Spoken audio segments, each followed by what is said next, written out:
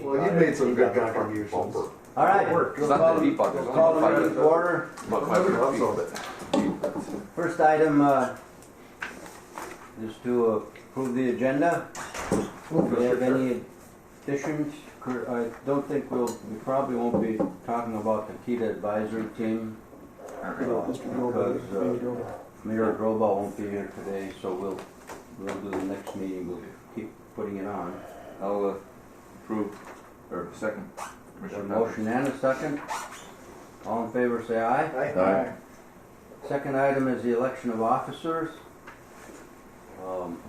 We'll start with the chair. Do you have any nominations? I'll nominate the guy with the grayest hair. Pardon? I'll nominate the guy with the grayest hair. That might, we might have to vote on that one. Yeah. And glasses. Take a look around. Anyway, I would put a nomination in for Chairman Rasmussen. All right. Second nomination of Do we have Alan. further nominations? Further nominations? One last call. Any other nominations for chair? Move nominations be closed. The motion, nominations be closed. Second. So, so nominations are closed. So there's only one nomination, and it's Chair Rasmus for Alan Rasmussen for chair. All those in favor say aye. Aye. Opposed? Very good. Now we have a vice chair. Our incumbent is Mr. Hanson. Move to nominate Commissioner Hanson. Second. We have a motion and a second for a nomination for Michael Hanson. Further nominations? You have any other nominations? Last call for nominations for vice chair. Move they be closed. There'll be a motion for nominations to be closed. I don't think we need a second. We have one candidate. Mike Hanson for vice chair. All those in favor of Mike Hanson for vice chair, say aye. Aye. Aye. Opposed? Very good. And we have treasurer. Our present treasurer is Commissioner McBride, who has done a wonderful job. Thankless duty. I'll move, Mr. Chair. Well, he has to be bonded, certified, trusted. FBI investigation. I'll second. All right. We have a nomination for Commissioner McBride to continue as treasurer. Do you have any further nominations? Any nominations for treasurer? Last call, nominations for treasurer. We'll close nominations and vote. All those in favor of Commissioner McBride for the position of treasurer of the KETA board, say aye. Aye. Opposed? Very good. Congratulations. Congratulations, gentlemen. Thank you. The terms are the yearly? We got this last year at this meeting. Yep. Okay. The next item is to approve the minutes from January 22nd. Do you have any additions, corrections, deletions? I'll entertain a motion to approve the minutes. We have a motion by Commissioner Howard. Do you have a second? A second. Do you have a second by Councilor Fox? Any discussion? All those in favor say aye. Aye. Aye. Opposed? Very good. Next item is public comment period. Have any comments from members of the public?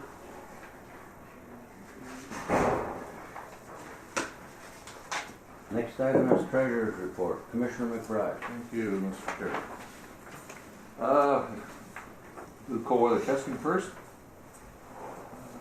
Came in last Thursday or Friday and went through financial report and bills that were paid and bills that need to be paid this month.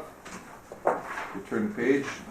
On the back side here for JLR, we have a pay request for $4,294.20.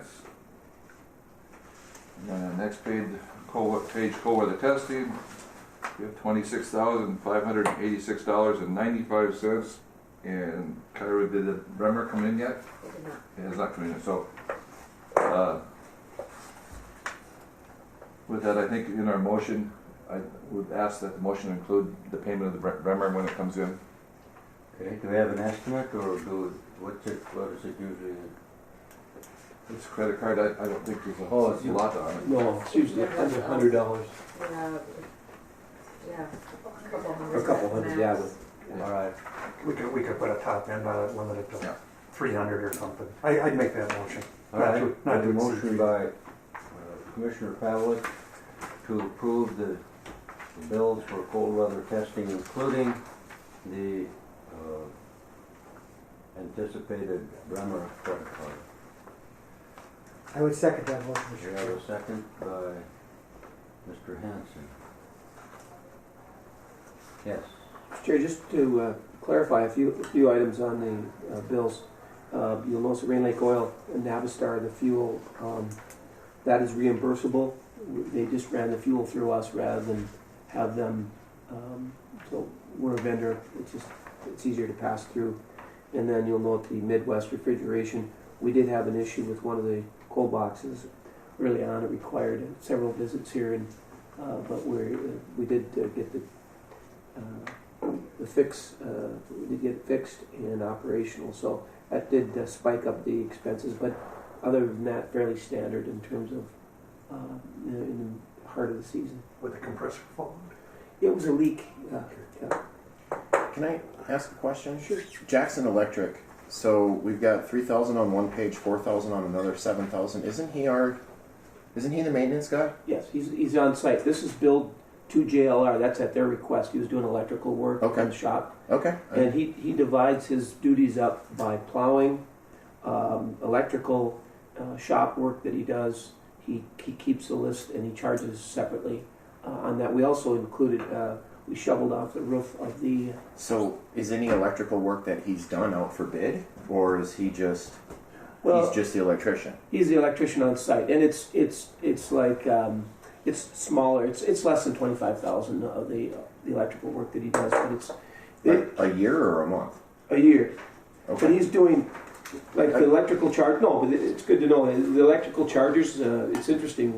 We've got 5 slow chargers over there and 1 fast charger, and they're all being used. In fact, they put one of the charges here is to put a cold or electrical charger inside the cold room, and so JLR's request. So and he also handles the cold box operation. So he's communicating with Midwest and if there's any issues in setting those temperatures. Thank you. Commissioner Pavlik. I was just going to say, we've had these discussions in the past, but the real benefit is having someone on staff, because when these things go down, they need it fixed immediately, or they're losing money, and of course that reflects. I guess my question was if he's on staff as the maintenance guy, and then after, see where I'm going with this? Is he doing electric? Is he doing right?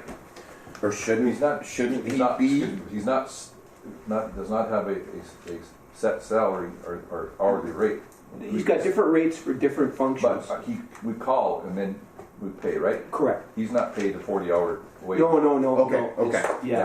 That's what I was. That's the Right. clarification. I Because got you. As needed, Councilor, it's what's it's really- right. What Okay. Commissioner Pavlik said is, we've had this discussion before, and we've talked to Paul about, we get to the point where we have a big electrical repair, we get to the point where we need sometimes to ask for Yep. bids or quotes. Right. No, it was just. No, that's a good It question. just- He does play multiple roles. Yeah, In fact, when sure. he does retire, we're going to probably need 2 people to replace him because he's Because of the multi roles. Yeah. No, it makes sense. I was just looking for a little clarification. Thank you. Absolutely. It's good. We have a motion and a second Yes. to pay the cold weather testing bill. Further discussion? All those in favor say aye. Aye. Opposed? All right, we'll do, now we'll look at Kita. Again, same thing, last Thursday or Friday went through and rectified the checks payable along with the bills that were paid from last month, and then looking for unpaid bills for February. Midcomb bill is not received yet. That has not come in, right, Cara? That's correct, and that one's about $120. $101. So with that, $34,160.50 are the outstanding bills, and I would ask the motion maker if we could include the Midco for approximately $120. And the treasurer usually makes that motion. Sometimes I do, sometimes I don't. Oh. But I would move the bills All to right. be paid with the Midco to be received yet. Yeah. Do we have a second? I'll second. We have a second. Further discussion? And one question for Paul, the Voyagers outfitters. Yeah, that was through KTI, Bland and Broadband, so we did get a grant to cover that, so that will be reimbursed as well. They charged us back, and then we got So the 6 cities, that is recipients of Yep. part of that? Eric's, That's the one that they presented Yep. last meeting? he's making videos for all of the communities within the county as part of the Bland and Broadband, and then we'll also let the individual communities use that as part of their own marketing, so. Further discussion? Questions? All those in favor of the motion, say aye. Aye. Opposed? Very good. Thank you. Thank you, Treasurer. Right, and we will give these to administration, so file right. Yes. And the reports will be submitted for record. Next item is the business park update. Mr. Chair, we've got actually 3 items regarding the business park. As you know, we've been working on for some time to actually get the final plat of the additional acreage that we acquired these outlots. Dave Serrano is submitting it to the city, but there was a question about an easement from Minnesota Power, especially regarding connection to 2nd Avenue East through our property, and then they're doing some work as a result of Highway 53 project. So they're going to be on the ground tomorrow with Dave Serrano and Ted Brokaw from the city, and they're going to just coordinate the final easement placement that we have as part of the final plat. So once that's established, in case there's any changes, then it's going to be committed to the city where they will approve the final plat. So, Paul? Yeah. Is that overhead or is that underground? Underground. Yep. Yeah. So it's taken us a while, but I thought as long as we're this far, let's make sure that the easement doesn't change dramatically. I don't anticipate that it will, but they're all going to be on site, and I think that's kind of wise. Secondly, Whitsett Smith Knowlting, who is the engineering firm for the City of International Falls, has agreed to actually help the city make application for a deed grant to help with 22nd Street bituminous and curb and gutter. And so I'm working with them as part of that grant application and the city, and they've offered to do that for free. Again, our schedule is this summer is to plan on, when work is being done on Highway 53, to have 22nd Street paved and curb and gutter.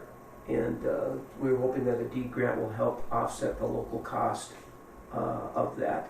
It's interesting too, because talking to WSN and the city, that the cost of all of this continues to go up, even beyond engineers. You start with an engineer's estimate, and it's amazing how some of these bids come in at 20 to 30% above. Brian and I, Mike, have heard that story many I have a times. question when you're done with this. Yeah, so, You know what my question is gonna be. well, but we're hoping that we will submit the application that will help to offset the cost of that. And it's good working with WSN. They've had some questions about making sure that these outlots are stubbed and that we're making the necessary planning for the future growth of those lots. So Paul, going back to 22nd Street coming through and then dead ending, and again, and this is not for myself because I live on 2nd Avenue, but it may make time or right time to discuss pushing that through to 2nd Avenue East. And here's the reason behind that. 2nd Avenue East is county state aid. Highway 53, of course, is a state highway. So 22nd Street could then become a connector, which possibly could be eligible for county state aid funds. Well, okay. Something for Yeah. the city to consider, and you know, I know some of the discussion initially around this design was that if you know 2nd Avenue East, there's elevation there, right? and to minimize traffic coming out on top of that elevation or even into the residential area, especially through traffic for deliveries, they wanted to try to avoid that. But it might be a consider. I mean, we still haven't finalized this. But Right, and I understand with UPS being there, I mean, a lot of traffic, so then they would, some of their exit would be on 2nd Avenue East, which may not be real popular, but it's also could be an advantage to the city to have that through there. So it's worth the discussion. It's not something we have to do now. We could always do that at a later time. yeah, Because the easement is always there for it. correct. So yeah, we're getting close, and like I said, a lot of discussion went into even the size of the lots and how you handle these outlots, but we've had that discussion anyway. But we're finally getting close, and hopefully we. Yeah, very It's well. wet. It's my understanding that we would have to use wetland credits On the north to side. push it through. Yeah. On the, it's my understanding that Oh, I on don't the think- I east believe- side it's wet. I don't see that, no. No, No, that's- it's so because it was that had come up before in one of the on the north, considerations. the north was- parts of those lots. North parts of North parts. Yeah. Okay, All one the of the drainage- considerations was the drainage utilization goes- of wetland credit Right, because that's going through to the north on the avenue. Yeah. 22nd Right, Street, where no. if This it went is- out to 2nd this Avenue. is nice and upland That's there. pretty, Okay. pretty good. okay, so There's that's one not little wet. pond back in that one corner. Yeah, On the northeast side. It'd be on the south, so southwest or southeast side. I think Southeast back side. There's a Okay. pond back in there, but pretty minor. yeah, it's not something that would impact. No need to muddy the water. Just- No, that but, could be- but for future, Right, start looking. but that could We don't have wetlands in Koochiching. sure. I keep telling them that. The last piece is, and Ricky Roach is with us today, is, and by the way, I know people have gone in there, driven in and checked out the UPS building. It's working really well, and it's really a nice building. Appreciate the investment there, and I heard good things from the actual UPS drivers about how they like the building. So this is occupied. We found out from the county that the old fisheries building did go before a judge to get a quiet title action, which basically releases the liens against that so that the property can be purchased with a clean title. And that is in process finally, so that hopefully we will be getting some notification from the county that they will put this up for a land sale, or on a future land sale, which again, that's been tied up for some time, and there's some interest in purchasing that. And if you recall, several meetings ago, L&L Constructors, Kirk Lindbergh and his partner are looking at purchasing or acquiring these two parcels for their business, and we're working with a developer's agreement to, I'll sit down with them, and they're developing a site plan for this. And then, of course, this lot here, Ricky Roach has talked about for some time about acquiring this as part of for his cold weather activity, for some alleviating some of the parking back there. We did establish a developer's agreement. We did have it appraised for $6,000, and I guess the thought process was since we've already given one of the lots for $1, and we'll be working with you on this other lot, that this, and because it's really not adding additional jobs, it's investment, and we appreciate the investment throughout the business park, but that because we're incurring some costs from legal, from engineering, and for the appraisal, that this lot would actually be for sale, and I think the appraised value in your minutes is $6,000 for that lot.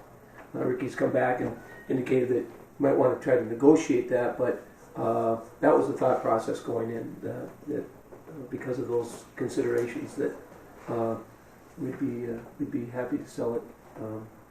And again, I think you were talking roughly a 40 by 40 structure. Yep. On there. The first one. Yeah, more to come. So with that, some significant updates. We're making progress. I'm very excited about the fisheries building. I'm very excited about getting the final plat and then getting some more activity into the business park. It's taken us a while, but we're getting there, and thanks in large part to Ricky Roach and his efforts. But going back to that, how we want to proceed with that. Okay, you want to address the board? Well, I just figured I'd offer you guys wanted $6,000.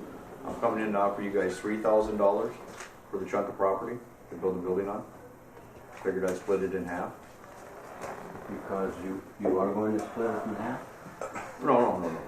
I don't want to split the property now. Oh. I just figured the cost. Oh, You guys wanted 6, I'll give you guys 3. I mean, I got one building going in the back. I haven't asked for any tax breaks on anything. I'll be paying the taxes up front right off the bat without no asking for anything. I just figured I'd offer you guys $3,000 for that chunk of property. okay. So, weren't you, I was understanding that we were going to have it assessed or appraised, and that was okay with you, that for the $6,000. I thought that deal was already done, Oh, but it isn't. well, if you guys want me to pay $6,000 for the property, then there's no contingencies on the property. There's contingencies you guys got on there that I can't have a trailer parked on there, I can't have a motor home parked on there, but if Calvin McKay from Borderland Auto was working on a vehicle, a motor home or a trailer or whatever, it'll be partially his parking lot to park vehicles on. I won't park none of my stuff there, I got to cross the road. I got all the parking lot I need to across the highway. No, and if I could, Mr. Chair, Yeah. Ricky, we want to give you that flexibility. I think that the language was long-term parking. I Yeah. didn't want to make it, but I think certainly you can see the activity at Calvin. It's moving in, moving out. Yeah. Nobody wants to park, but that was just He's the. normally got his cars in and out of there in a week. Right. Discussion.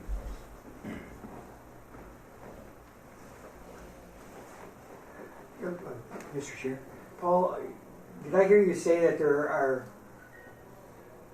other folks interested in negotiating for some of those lots? And I take it the top is to the north, right? Yes, this is 53. Yeah, 53, and this is 53 right here, and these are those. Here's Ricky's existing building here, and UPS is back here. So these are these outlots, because there's a lot of wetland issues there, and there's elevation issues. The thought process was basically over time, if they want, they become extensions of these interior lots, because you really can't do much with them. So there's nobody trying to negotiate for No. a spot. No, and it would be really difficult, don't you think, just yeah. given the terrain back there. So really, we're left with lots 6, 5, 1, and 2. These outlots here. And they're to the This south. is south, yeah. This is Rain Lake Marine over here. Second Avenue East is to your far to the right there. Right here, yeah. And this is Koochiching building, City property. city property. Paul. Mr. Chairman, Yes. The 1 and 2 that we're in the negotiations for. Right, yeah. Yes, has there been a price on those? Not yet. We have not negotiated anything with that? No, it's still they're going to put a structure on one, and then they're going to use part of the lot for storage and but they're still interested, and we're working on it developing. And I think one of the thought process, and you know, just for Ricky and for anybody else that's looking, obviously, this is a business park, and we're not selling lots to have winter storage for boats and campers and stuff like that. We've got enough of that around town. I think we need to have, you know, some good investment in these lots when we move them. Because obviously even at $6,000 is still a very, very reasonable price. But I don't like having a lot of covenants on lands when we sell it. They say what you can do, can't do. If it's sold for a fair price, and then it's up to the owner. But you know, if we have a reduced price, and then we should be able to have some say what can be done there. So I think that was the intent, that we don't want to put a lot of restrictions if somebody's just buying it outright.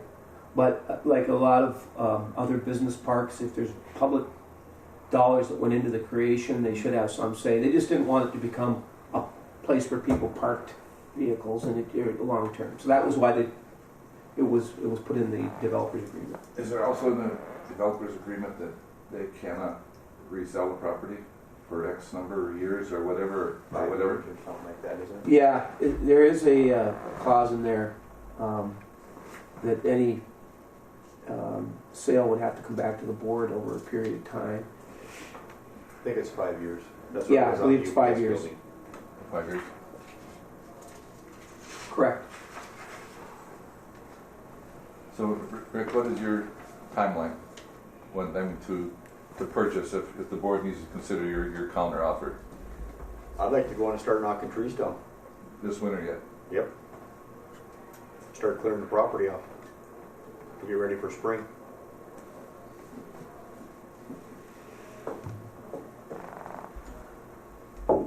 Got the excavator parked across the road. Further discussion?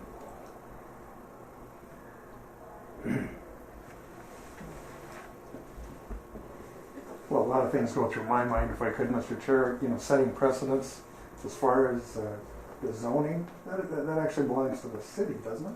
Yes. We can sell a lot with restrictions, but those ultimately are, you know, enforced by the City of International Falls. And the zoning has been cleaned up to Yeah. prevent that exact fear. If the fear is long-term parked vehicles, the zoning has been cleaned up Okay. to prevent such a thing. Now, mind you, for the business, obviously, if he's working on a car, you know, that's not a problem. When we think long-term, we're thinking 30 plus days. So is long-term. So I can't imagine that would be the case, that you're going to sit there. So I think from the city's I only bring that up because right, Make it right. right, If you're we going to had make it those right, if issues you're going to with make a contingency, yeah, technically it would be up to the zoning and ordinance board. But like I said, with the new comprehensive plan, the zoning has really been cleaned up.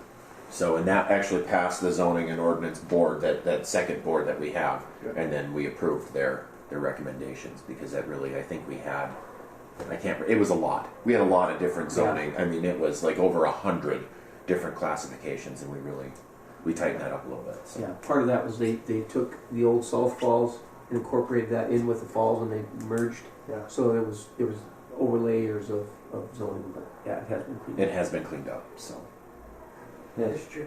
So, Mr. Roach's offer, that would impact the negotiations on those other two lots? Well, I don't think so. I mean, again, they're first time in the park, and often, you know, the only thing that we've really had to offer as an incentive is land. And because we had so little interest that, and you know, the city's used that in the past too. The only thing we have is land. So $1, we've used $1. We use that in the UPS building to encourage investment, and it's I think it's proportional. So in this one, it's just we because it was more of a sale to expand or not really create new jobs, but just allow for him to support his testing, that it would be fair to just look more at appraised value. Sure. Well, you approximately have X number of dollars in it now? Oh, yeah, I mean, over time with engineering and survey work and, I mean, legal, you know, you incur some costs. So it's not, again, I'm just trying to be Yeah, proportional and, Yeah, I know it's hard for you. yeah, it's, I'd like to see activity in there. Now we're starting to see activity and we'll get hopefully get more based on Sure. Yeah. Now, Rick, you are gonna put a building on there? Yep. So, I mean, we have a, well, asking price of 6,000. Rick has made a counter offer of 3,000. I mean, there's three things we can do: stay at 6, accept the 3, or make a counter offer. So,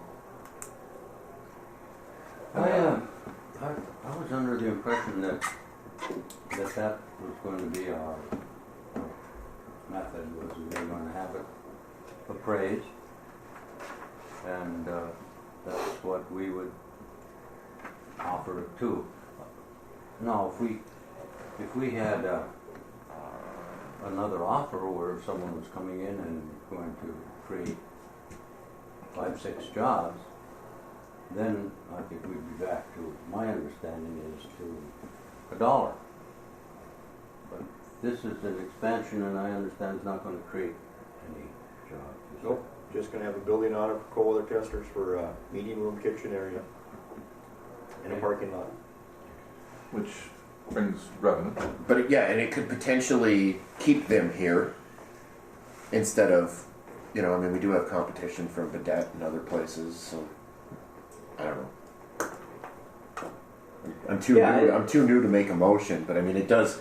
If he's going to put up a brand new building, I mean, it makes it nicer for, and then it would open up additional space to potentially expand for someone else to use the existing space, or what's the thought there? I mean, they're using space now. Yes. So what would happen with My that idea existing- is my cold weather testers are here for 2 months. Sure, I'm gonna have a meeting room, conference room with a kitchen, 2 bathrooms. sure. Which, after they're gone, I could use it for graduation parties, wedding parties, Sure. renting it out for So, meeting rooms, whatever. Commissioner Albert. Well, I was just gonna say, in the months that they're there, they bring in a lot of money into this community that supports the whole county, so. I don't really have a problem with it, but I guess I would wanna figure how we're gonna do the rest of the lots, because anything we do sets precedence. Are we gonna base it on the jobs, or how much income comes in from, you know, in Rick's case, you know, all these cold weather testers, although it's not direct money coming in there. Certainly the hotels, the restaurants, everything, I mean, they bring in a lot of cash, no question. So I mean, I can see why he's asking to reduce the price. But what do we do with the next one? That's my question. Are we gonna have a policy, or are we gonna look at each one individually? That's where I'm coming from, because we have to have justification for whatever we do. So, And yeah, to be fair, that's been the case. We've looked at these case by case and tried to measure, you know, jobs created, investment, tax base, all those things that factor into it. You know, we were able to. There is a cost with acquiring anything, even if it's, you know, if it's granted to you. So I think it's always trying to find that proportional place where we encourage activity. We want it easy for folks to get in there, and yet we want to be as consistent as the conditions allow. And sometimes it's over time it changes, but for now that's how we got here. are the utilities in water, sewer? Yep. So for- Yeah, and there's a cost with that, obviously. but it also puts it on the books. Right. Takes it off of public, puts it on the books, it becomes a taxable parcel, which benefits the county and the city. You got Right the, there. you have the chainsaw in the back of your truck? No, I've got an excavator over there though. And I think You know. the L&L guys are interested in using Yeah, it. they're, L&L are gonna take and turn around and come in, they're gonna get all the logs off it. So that's business right there, right? You know, Rick is expanding his business, and he hasn't asked for a tax rebate or anything. It's going to go on the books. I think each time you have an offer or somebody going to move in this park, and we're starting to get some movement there. It's going to be negotiation each time and what the betterment is to the community and the county and everybody else. And I would make a motion to make a counter offer to Mr. Roach, 4,500. We have a motion, do we have a second? I'll second for discussion, Mr. Chair. Yep, have a second for discussion. Paul, does this money go into your general fund? Yeah, and again, we'll incur some from Serrano for the plat, some legal, so it will basically go to offset those costs. Can I point something out? Absolutely. I would also like to point out that as the city is looking at the improvements to 22nd Street, it's not in our CIP, so it's not in our improvement plan, which means this would be this is going to be assessed. So do we assess it to ourselves, or do we sell the? I mean, I'm fairly certain. We're not 100% it's going to be assessed, but chances are better than not. It's going to be assessed to the property owners. Improvements to the road. Improvements to the road. So I'm sure he's aware of this, Yep. and he's purchasing a lot that he knows he's going to pay for a road improvement on. He could wait till the road's in and then buy it from us, or it's just my opinion on the matter. But he knows full well that he currently owns 2 lots on there. He's looking at a 3rd and potentially a 4th with the fishery. That's no secret that you want that. So he knows full well that the cost of whatever. Hopefully WSN's able to get that grant and cut that in half. But I mean, he still knows that he's looking at being assessed for curb gutter and bituminous That's X improvements. amount of dollars per foot of frontage. Right? Exactly, and he's still willing to. So there is going to be an additional cost there, and it will be more than $3,000. I bet on that. Yeah, Mr. Chair, I second that motion for discussion, but, it's not only just awkward, we can't negotiate in public, and I agree. so, I was wondering if you want to start immediately, right? Sooner the better, when it's cold out. So, to put you on the spot, what do you think? I mean, obviously you can see that this board would like to see you there. Yep. We have an issue about public trusts and trying to make sure that the public money is put back into use the best it can be. Yep. Well, we're $1,500 apart. Let's split it in half again. I'm not going there. Yeah. Well, obviously though, I am going to be assessed on the road. I've been at all the city council meetings and they've been talking about that. The landowners are going to be assessed for the road improvements. So I could just say heck with it and build on the other side of the road. But I'd like to get something started on the south side of the road because then it's going to start on that side. How much were the lots that you own now all acquired for $1? Nope. Only one lot. Other lots we bought outright from private investors. Okay. And what? Well, I can't ask you. Right. No, 'cause I won't tell you. Yes. I can live with the 45, but I mean, he's got a track record. I mean, he's solid as can be. I'd be willing to go with the 3 myself, and let's get it moving. But if we're going to take the position that with each lot we're going to negotiate, and I agree with Mike. I mean, in the future we should sit down with the principal and committee and bring recommendations to the board. Kind of hard to do it in I agree, and that was the intent. It just didn't work out that way, with the timing. But you're right; it should be done prior to. We could even put a contingency that trees start coming down this weekend. It's going to be 40 degrees, by the way. That's okay. Yeah. My machine will start easy. Yeah. Question for Commissioner Hanson. Okay, you're saying about public negotiating. Could you explain that? Well, sure. I mean, it'd be very awkward for both parties to negotiate in front of the press or Right. anything like that. I mean, if there's going to be any further negotiations, it should be done, I think, with Ricky and Paul, or maybe a small contingent of the board, but he's in a hurry. So, I don't know how you'd move it forward. And I wish you wouldn't have asked me that question. No, I kind of knew the answer. All right. We have a motion and a second on a purchase price of $4,500. Further discussion? Mr. Chair, I second that for discussion. I'm going to vote against it. That's fine. I do that all the time. All right. We have a motion and a second. All those in favor of purchase price of $4,500, say aye. Aye. All those opposed, say aye. Aye. Okay, so we're back to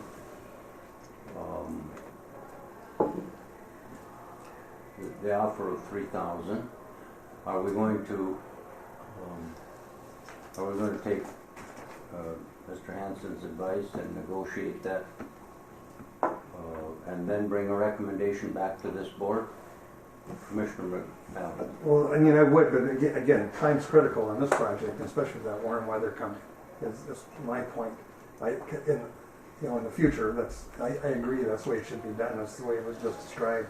This is unusual, but this is an unusual circumstance in the sense that I just heard the weather coming in and how warm it's going to be over the weekend, and that makes it very difficult then to start preparing property. So for $1,500, I'm willing to move the 3 that he's offered. I trust that he's going to go to work on it immediately, and that's what I'd like to see. So that's your motion? Yeah. I will second that. We have a motion and a second offer for back to 3,000. Any discussion? Well, only this, I mean, and then going along with Brian and Mike in the future, let's make sure we do it as a committee and then make recommendation on the board, and then the board can decide one way or the other. So. Okay. Further discussion? I think we beat it up enough. No, my motion's at the 4,500 because I kind of feel that I thought the 6,000 was a pretty good offer that I think everybody kind of knew we'd put out there, and trying to make it fair to, both parties. But that's why I made that offer. But Okay. let's move forward. Further discussion? All those in favor say aye. Aye. Opposed?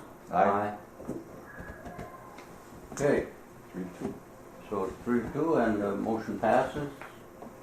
And Director Nevenin, would you arrange, you would do that? I will, and thank you for your flexibility. And yeah, it's imperfect the way it rolled out, but again, I think the end product will be good, and I look forward to more activity in there. And Congratulations. Thank you. Thank you. All right, we'll move on to the, do you have any final comments? No. Okay, we'll move on to the Director's report. thank you for that. And Mr. Chair, I think this is the first time we've met as a board where we've had hemp and bran muffins at the same meeting, so I think that's a signal of progress. I'm going to start with, and I want to thank Commissioner Mike for setting up a meeting in Williams. I'd never been at the Northern Excellence Seed Company in Little Williams, Minnesota, and that is really an impressive operation in terms Tracing seeds. Mike, set me straight on this. They are the largest producer of ryegrass seed in North America, is it? Either the largest or the second largest. Yeah, they're a $12 million plus business now. The edible? This is, This is edible. yeah, $12 million? $12 million just in ryegrass seed in Williams, In Minnesota. Williams, Minnesota. If you drive by, you'll see it there. Yeah, it's been there for years. And What used to be potatoes? Seed, right?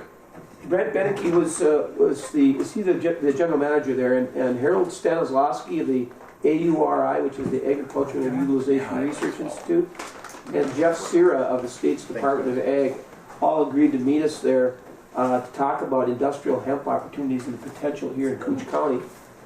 That was a great meeting. These guys are probably, the most knowledgeable in the field, and at this point, we're just trying to learn as much as we can, and so we're leaning on the people that are, that have the best information, and we're also working, as I've mentioned in the past, with an investor who is kind of driving this.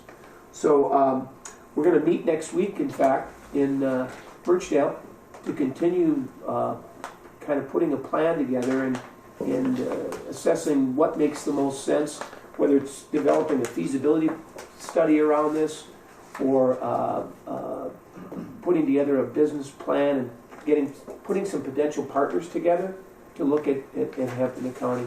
I don't know, Mike, is that a fair assessment? Yeah, I think it'd be fair, and where Minnesota is right now, particularly as far as the farmer goes, is there's a bunch of risk and reward. We have the property in the county as a whole, not just the northwestern part of Cooch, that is ideal for raising. It's a 120-day crop, and it's divided into more than just food grade, or what is probably getting most of the headlines right now are some of the oils that are being extracted from hemp. But in truth, it's amazing how much can be produced on the industrial side. Food, rope, clothing.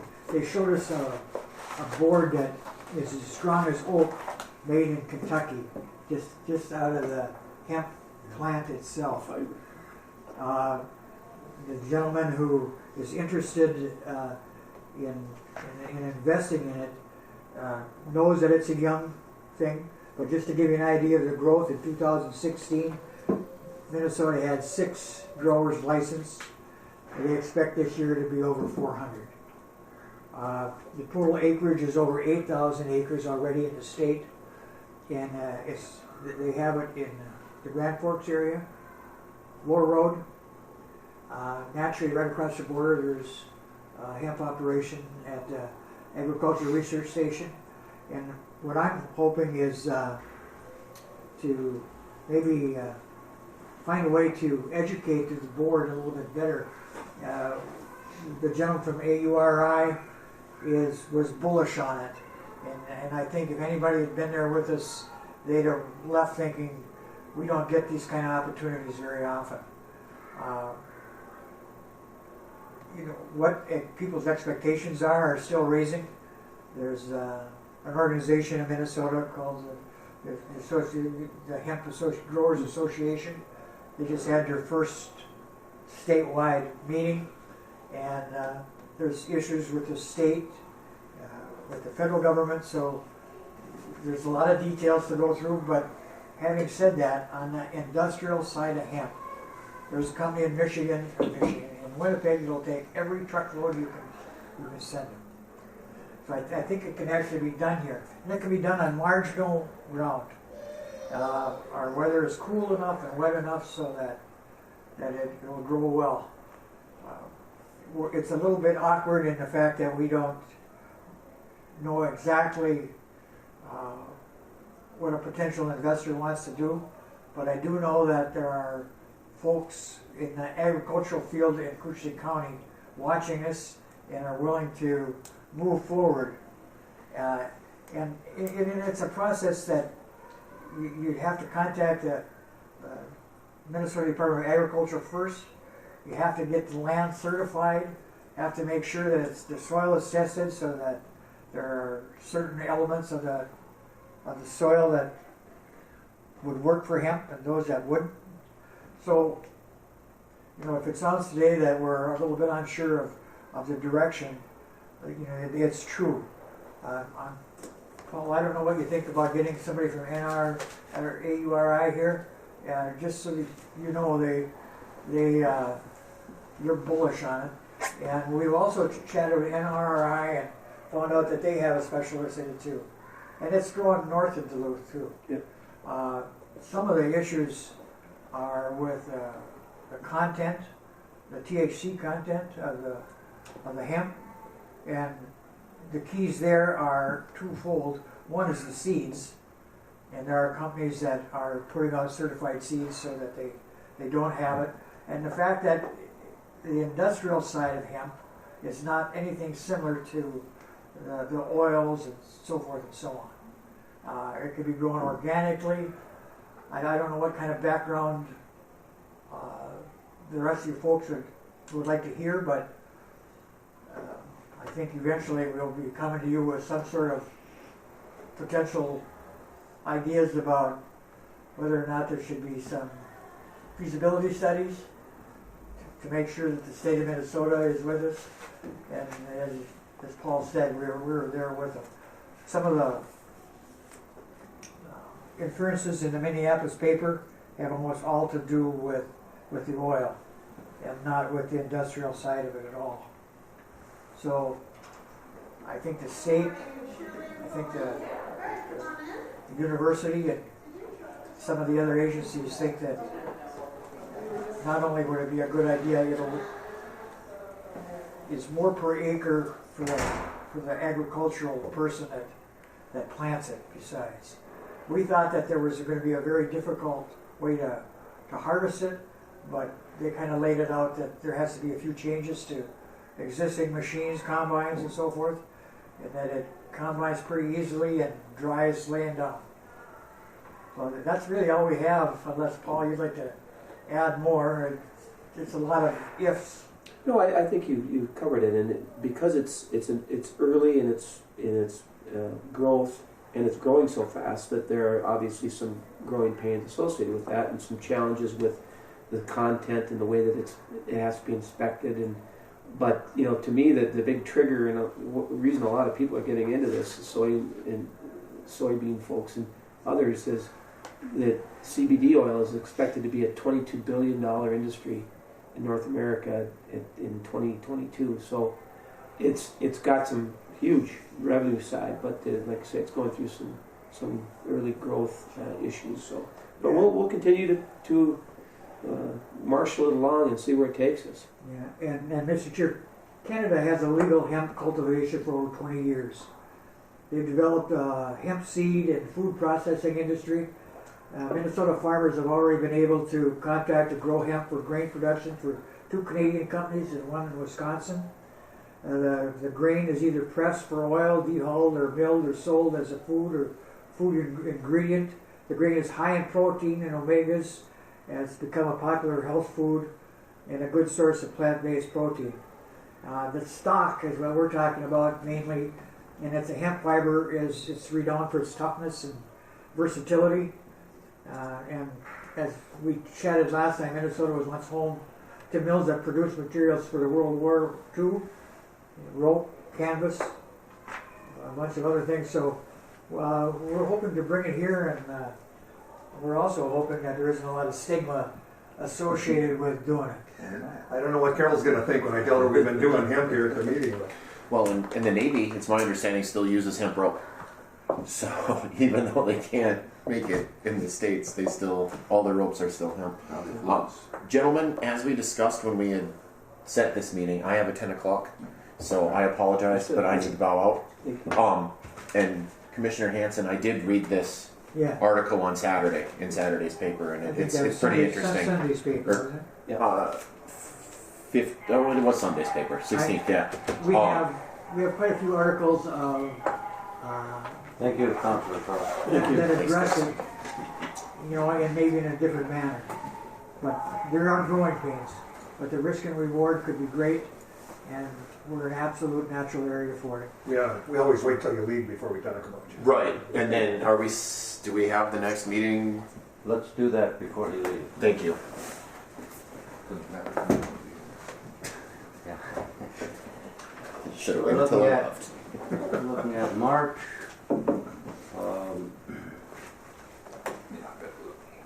March 17th is the St. Patty's Day. Mm-hmm. that's St. Patrick's Day. Yeah, You want to go to the next week? 24th? No, we would have a county board. County board's meeting. Okay. 17th, we do not have a county board meeting. All right. How does 17th look at 9 o'clock? What day is that? It's Tuesday. Tuesday. We don't have a board meeting that day. That works out. That'll work. And I will be out of town, but I will have somebody here to make sure we have a quorum. All right. Oh, I may be gone then too, yeah. Yeah. So,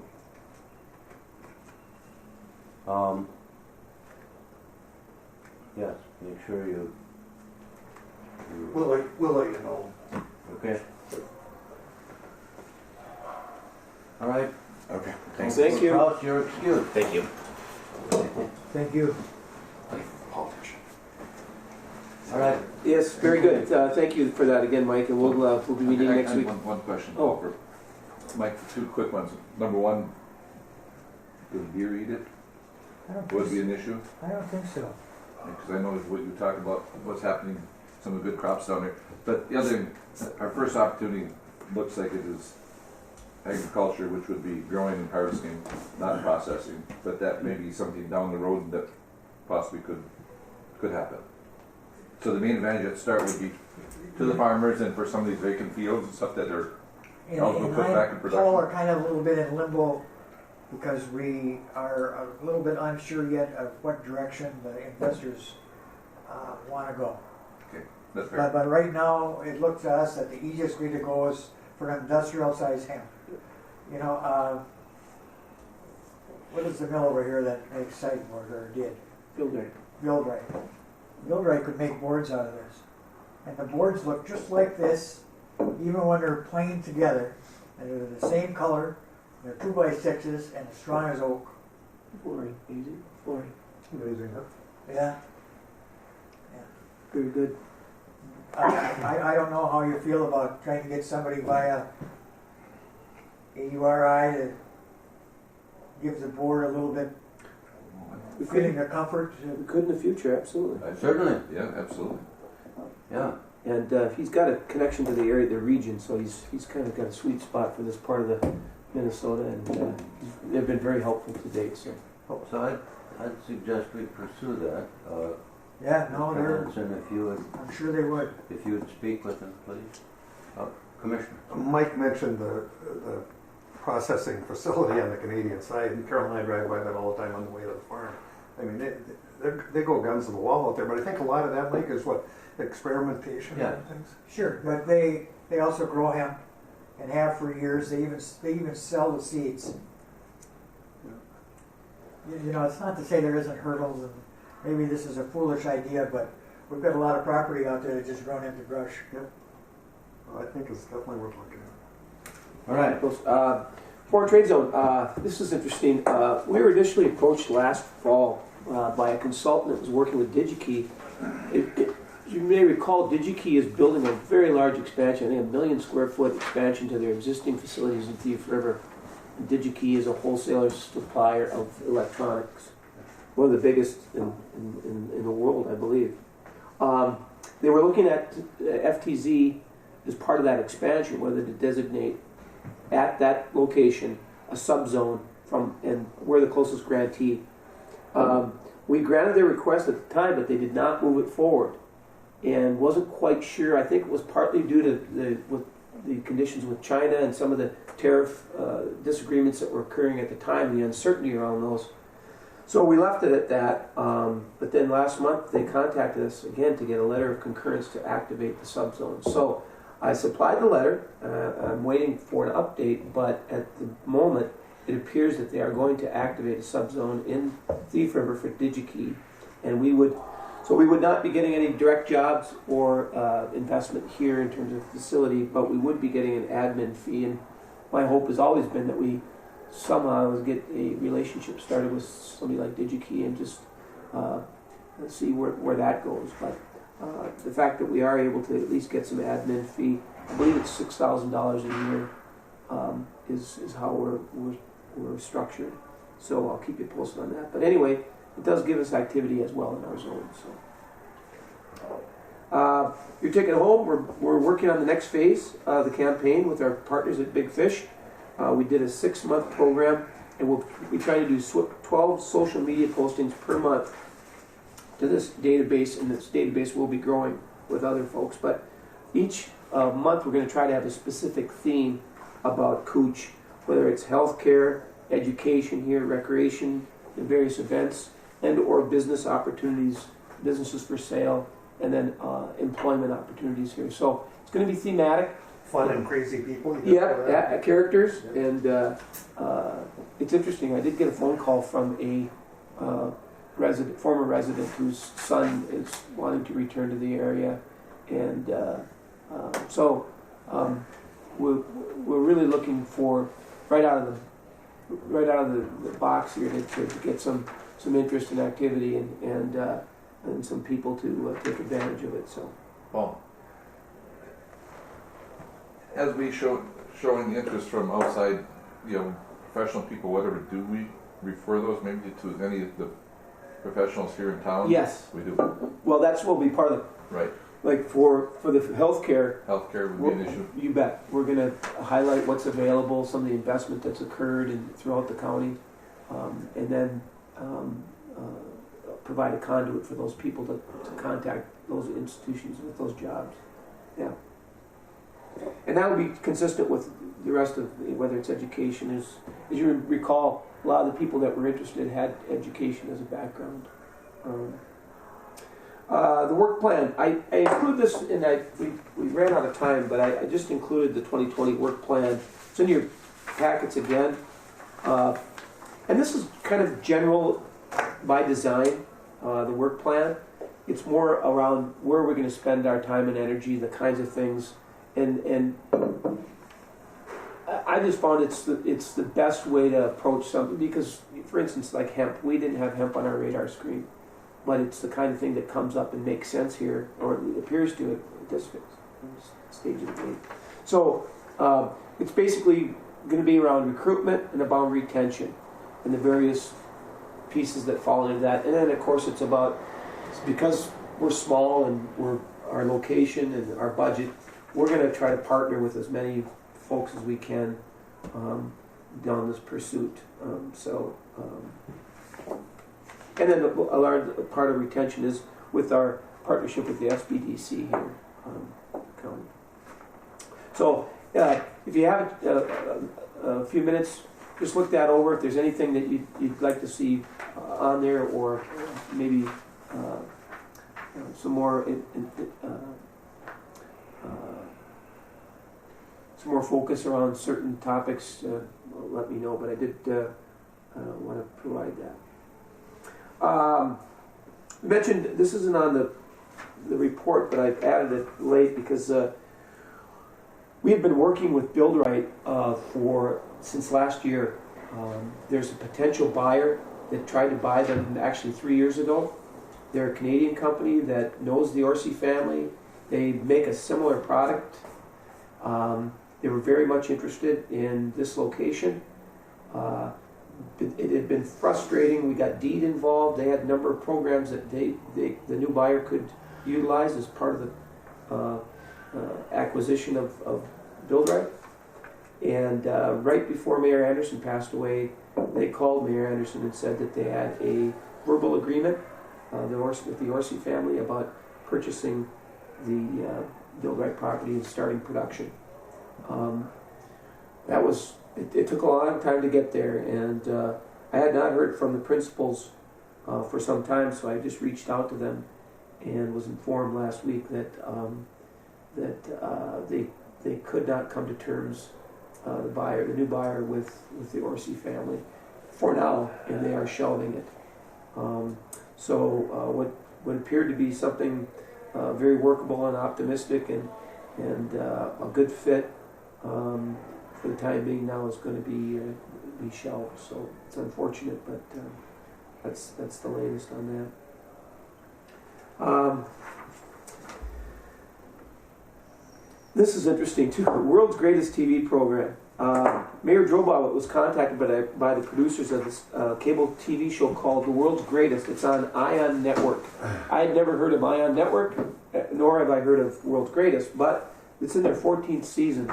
And what it is, it's an edutainment program that features various aspects of economic development and the various practitioners in that field. They were featuring ports, and they looked at International Falls as an inland port because of the rail traffic through here.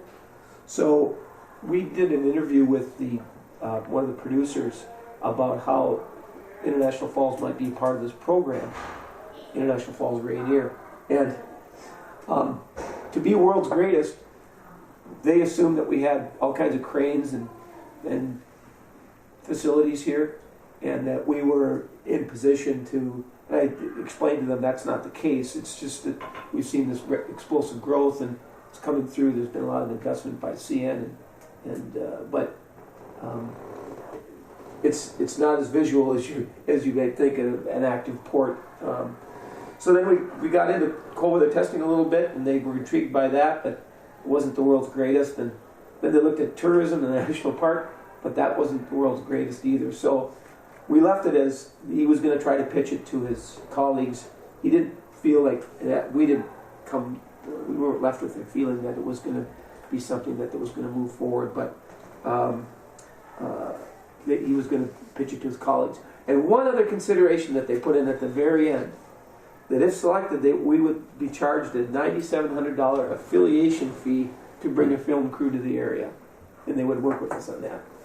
So Mayor Droba and I left it as, well, we'll run it up the flagpole. I don't think we're going to be good candidates, but if so, I don't know if the $9,700 would be something that we don't have budgeted, but if it would be something that we would want to pursue. But I put this down there just because you never know what direction things are gonna come from, and what kind of publicity that would come out of this. But anyway, it was an interesting conversation to have, and I found out that while we're pretty darn good, we're not the world's greatest in that regard. So with that, I will answer any questions. Any questions of the question? The work plan, I think, looks good. Yeah. That would be my comment. Mr. Chair. Yes. Paul, as long as the foreign trade zone, now with the DigiKey, is that mostly they would just need spot at the offload for inspections, or? Yeah, a subzone designation means that within the plant themselves, they will define an area, they'll fence an area, and it'll be a foreign trade zone within their facility, meaning that's where the parts will come in. If they assemble them or package them, they'll do it in that area. It's inspected by customs, so it's a defined area within their facility. So not necessarily, they're not going to put a building in, or? No, it's the same thing with Articat was looking at doing the same thing. BMW and some of these automotive transplants, when they build it, they designate a portion of the plant as a foreign trade zone, so they can take in those goods that are going to be, dutiable goods. And is the administrative fee is that negotiable, or they just offer that? We've had to publish a schedule of what we would charge, and basically we looked at what other folks were charging, and it's very consistent with that. And the fact that we didn't have activity, we had to be kind of, Sure. The next item is city-county updates. I think we should go on to Joanne and SBC update, and then we can go back to the city-county updates. Joanne? January 30th, we had our event in Little Fork, a community information session and tour and dinner. We probably had about 30 people attend, so that was good. A lot of people were really interested. I had a lot of parents approach me about signing. This is childcare. Yep, signing up their child for childcare. We have one provider that has turned in her license, so working on that piece of it. I also have another provider that's interested in one of the classrooms at the Koochiching building that we have, so I'm helping her, and we're working on getting her licensing done. So that will be 2 more at least.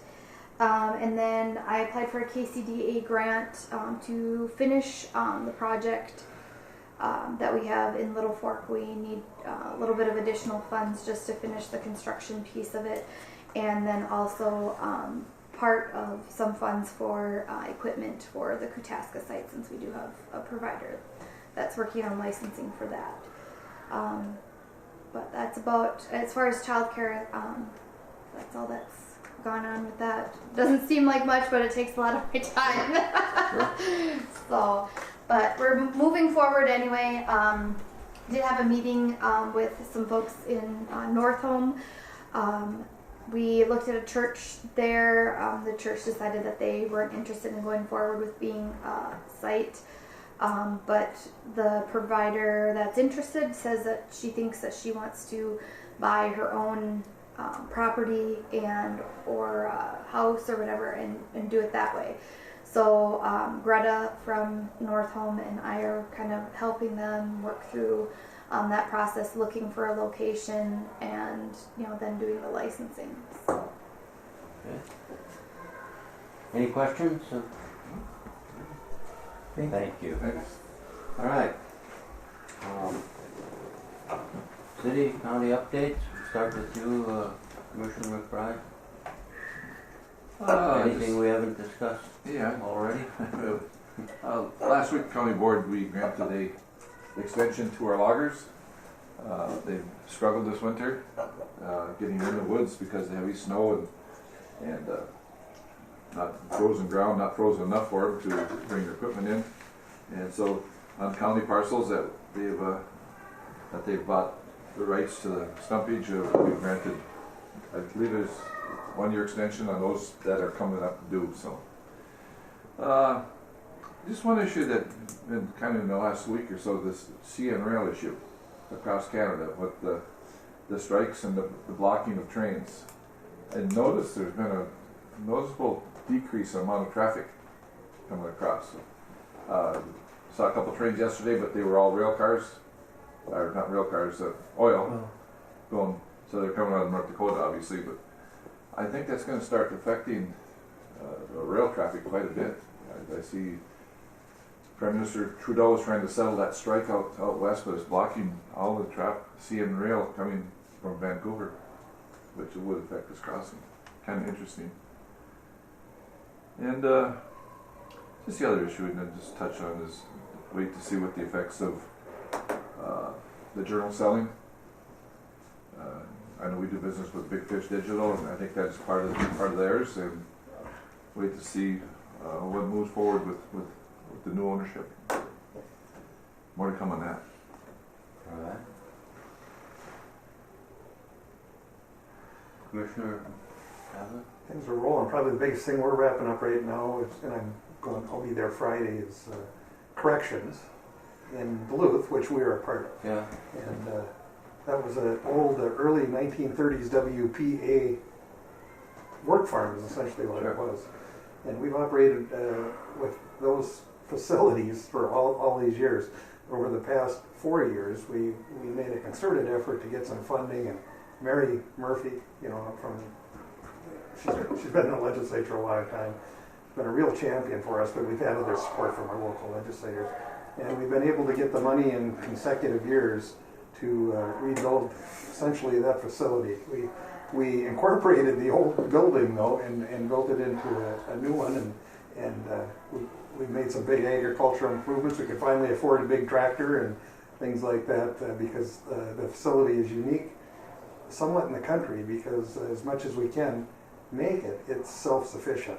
We have the people, the inmates there not only do schooling, but they work and provide the food and capacity for the inmates in the corrections doing their sentences. So really, really unique, and just about have that wrapped up. We were able to do that with, it's a 5-county jurisdiction, but we were able to get enough state grants and stuff to keep the cost virtually nil for the counties. It's been a great resource for the county for certainly many years. Yeah, it's something that I wish more people could see it or understand what we're dealing with there, but because it's a an enclosed facility. But we've got 306 acres of land there. That's why we're able to do the crops, gravel. They're almost as self-sufficient as it possibly can be. So keeps the burden off the taxpayers. Anyway, Sure. helps us all. Grant. Well, thank you, Mr. Chair. I didn't hear back from Little Fork or Rainier, but I know you're all familiar with what's going on in Rainier and the challenges they have. Big Falls opened their park bids just recently to redo their park, and it's the second time they've done it. half of the feasibility of the bids came in very good, the other ones real high. They're looking to either subtract things or try to raise a little bit of extra money to fulfill what their obligations are in regard to what their plans are. In North Ulm, Land and Growing Communities is moving along. They're starting to work on phase 2 of the water sewer project. A new water tower in North Ulm's going to go up this summer. And they got 10 homes they're going to rehab over the summer too. So there'll be some, hopefully, affordable housing in North Ulm. The other thing, Mr. Chair, is our friend and mentor, Dr. Struess, has illness in his family and is unable to be my substitute. And so I was just curious about how you'd like to go about doing that, or if it would be all right for me to select someone from Elk County for your consideration. I would suggest yes, that do we advertise for? I don't know if we've advertised for substitutes, Mr. Chair. But for my seat, they have. Right. The substitutes brought recommendations, and the board has accepted it. Okay, so that's what we'll ask you to do. If you would choose someone that you would recommend to the board, then it would be either accepted or not here.